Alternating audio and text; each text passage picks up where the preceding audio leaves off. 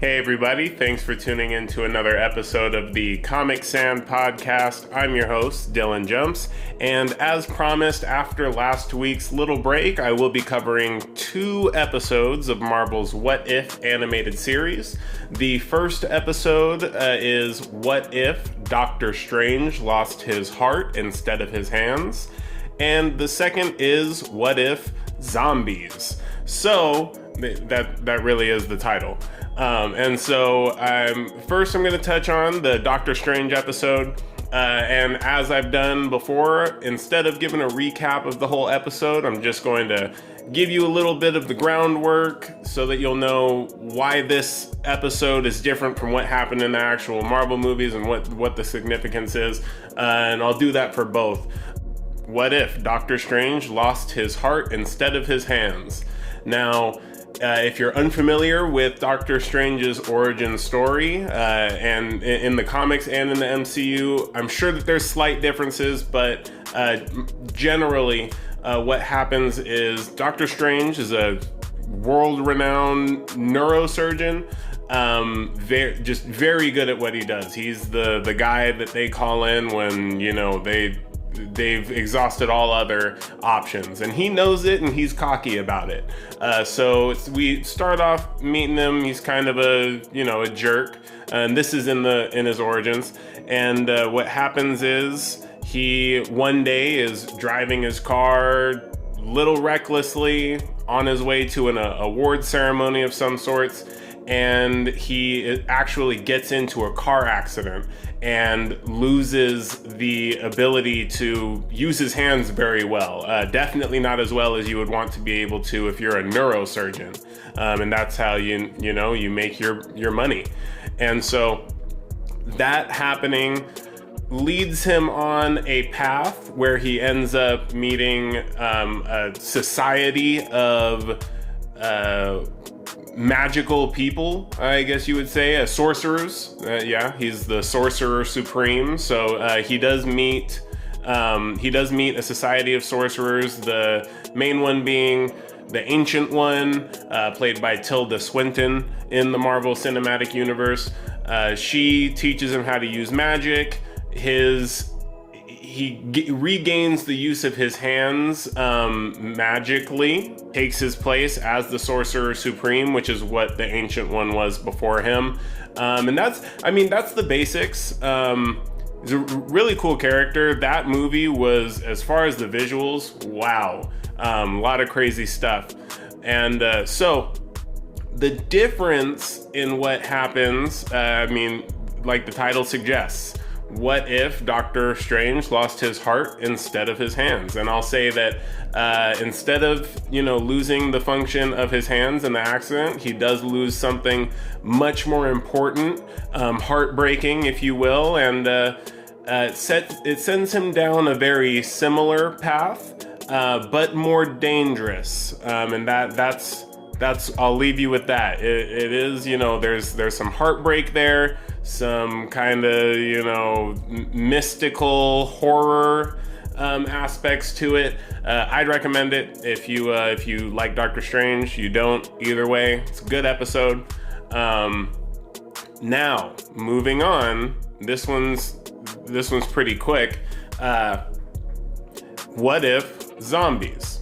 Now, this is actually a really interesting premise. To bring you up to speed on this one, I'm just gonna tell you, the journey of the Hulk in the MCU, because the Hulk is a central character in this storyline. And so, pretty much, if you've seen the Avengers, if you've seen all the movies, then you're pretty familiar with the Hulk. But starting in the Avengers, he joins the team. We see him help them, defeat the aliens that invade New York City. And after that, he becomes a solid member of the team. They kind of, get him under control a little bit so that he's not hulking out and tearing up every which way.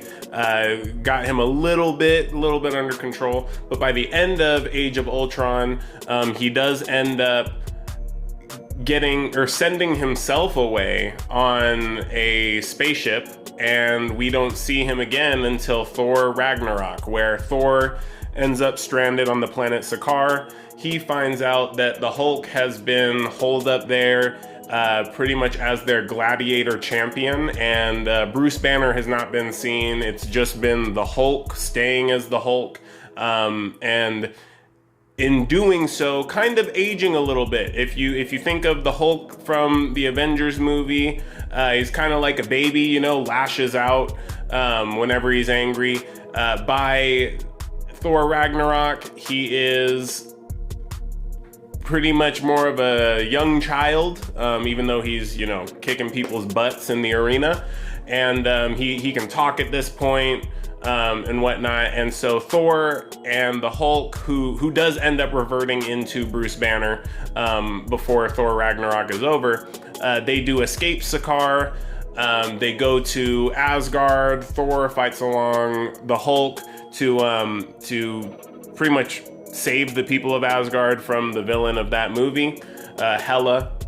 And so after they've saved the citizens of Asgard from Asgard that ends up being exploded, they are on a spaceship that gets attacked by Thanos and his Black Order. And if you've seen Infinity War, you'll remember that's when Hulk gets whooped by Thanos, you know, boxing. And what happens is Heimdall, the guy who teleports people in the Thor movies, he's played by Idris Elba, he sends the Hulk to Earth because he can teleport people, and the Hulk crashes into Doctor Strange's home on Bleecker Street and tells him that Thanos is coming. And then that's where Infinity War starts, all of that craziness. The difference between Infinity War and how that plays out with him meeting Doctor Strange and fighting Thanos and the Black Order, when Bruce Banner crashes into Doctor Strange's home, it's actually deserted. Nobody's there. He walks outside and it's deserted. But doesn't take too long for him to figure out that the world has been overrun by zombies. That's right. This is Marvel zombies. So you can expect to see some superheroes turned into zombies, retaining their powers. It's pretty insane. I definitely recommend it. If you like zombies, you'll love this. Even if you don't like zombies, watch it. Just give it a chance. Come on now. So that's it for that one. Don't want to spoil anything. That's just pretty much the basis of it. That's what the change is. The what if-ness of the episode is that when the Hulk crashes down to Earth after getting beat up by Thanos, instead of finding, you know, Doctor Strange, Iron Man, you know, those people, he finds zombies. And so that is where I will leave that. Briefly, I'm just gonna give my recommendation for a movie I saw recently in the Marvel Cinematic Universe, and if you haven't guessed it, it's Shang-Chi. I mean, Shang-Chi. I've been mispronouncing that for years. And so, the movie was great. If you haven't already been told how great it is, then get new friends. It's martial arts meets mystical meets Marvel Cinematic Universe, and I mean, the acting was great, the action was great. Honestly, my favorite fight scene is early on in the movie, and it involves no superpowers. It's great.